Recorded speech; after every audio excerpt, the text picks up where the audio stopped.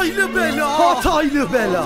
Ve ben Slover Maskara. Slow'da fark. Ve yine biz her zaman buradayız. Çatı Records. Çatı Records.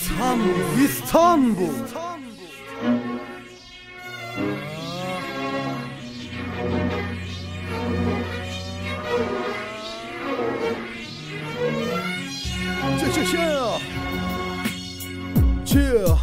Hasretin yakar beni, uzaktasın uzakta. Kader bizi ayırdı, vermiyor seni bana. Hasretin yakar beni, uzaktasın uzakta. Kader bizi ayırdı, vermiyor seni bana.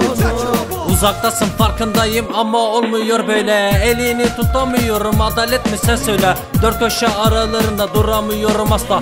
Kader bizi ayırdı, vermiyor seni bana. Gözlerine bakınca kaybederdim kendimi. Hayalleri boşver artık, mutlu musun sevgili? Gelen geçen beni gören diyorlar serseri.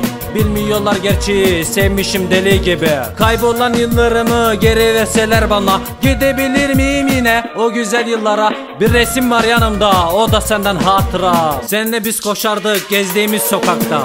Morarmış göz altlarım, maddeler tek tesellim. Bir kovanın petinde lan kaybolan ümitlerim. Yarınlarım nerede lan, nerede o ümitlerim? Eskiler yarında kaldı, hayal değil sevdiğim. Hayatı hayallerle yaşamak gibidir sen. Tertemiz dünyamı lan yıkıp gittin aniden. Söyle lan söyle bana, değer miydi gitmene? Bir ufacık sevgine muhtaç kaldım ben yine. Sen gittiğinden beri bak maddelerdi teselli. Ay yıkamadım seni lan, pardon özür dilerim.